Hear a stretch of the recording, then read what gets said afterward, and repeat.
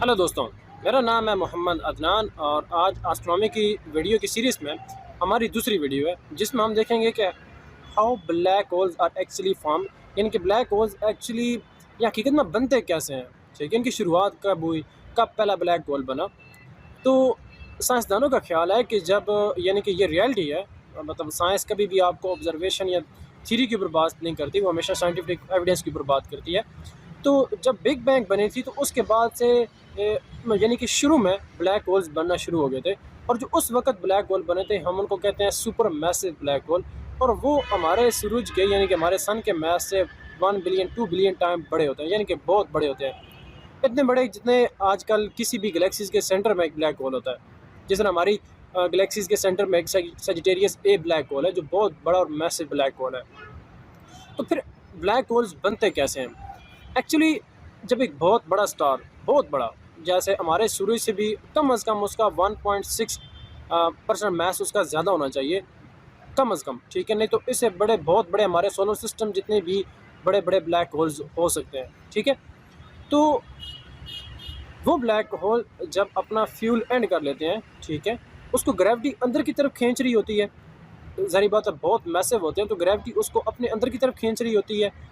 और जो गैसेस का रिएक्शन होता है, हीलियम का, हाइड्रोजन का, कार्बन का, जो वहाँ पे बाकी जो गैसेस हैं, जो फ्यूल है उसका, वो उसको बाहर की तरफ यानी कि फैलने की जिस तरह धमाका होता है, तो वो जो रिएक्शन होता है वो उसको बाहर की तरफ लेके जा रहा होता है और ग्रेविटी उसको अंदर की तरफ खींच रही होती है।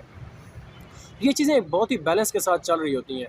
जब किसी भी स्टार का फ्यूल ख़त्म होने लगता है, जैसे ये नहीं कि 2-3 सालों में, 500 सालों में, 1000 सालों में, नहीं, उसको कम से कम 4 बिलियन, 5 बिलियन, इवन हमारा जो सूरज है इसको 5 बिलियन ईयर लगेंगे अपने फ्यूल ख़त्म होने में। उसके बाद जाके ये ब्लैक होल में जाके कन्वर्ट होगा, मगर ये ब्लैक होल बनेगा नहीं क्योंकि इसका मैस ब्लैक होल बनने के लिए जितना ज़रूरी होता है उससे कम है, ठीक है।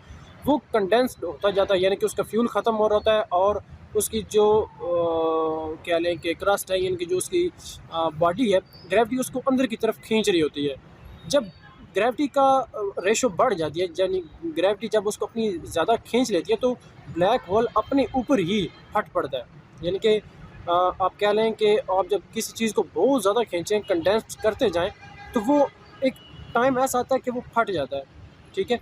तो उस जो प्लैनेट का, उस स्टार का जितना मैस होता है वो पूरी यूनिवर्स में फैल जाता है, ठीक है। एक सुपरनोवा होता है, सुपरनोवा के बारे में आप जानते होंगे। और उसके बाद जो चीज़ बचती है वो बहुत एक छोटे साइज़ की बचती है, जहाँ पे बहुत डेंस ग्रेविटी होती है, इवन लाइट भी वहाँ से एस्केप नहीं कर पाती। तो तब जाके एक ब्लैक होल बनता है।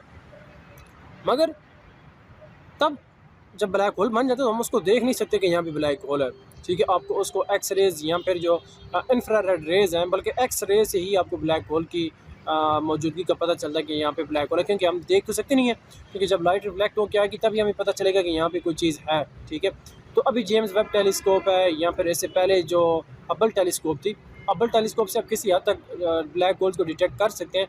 मगर अभी जो जेम्स वेब टेलीस्कोप है, हम में से बहुत बारीकी से, यानी कि हम और डीपली और एक्यूरेटली किसी भी ब्लैक होल को स्टडी कर सकते हैं। ये था एक ओवरव्यू। इसके साथ ही हम आगे एनिमेशन के साथ वीडियो बनाएंगे। उम्मीद है आपको पसंद आएगी। Thank you so much. अल्लाह हाफिज़।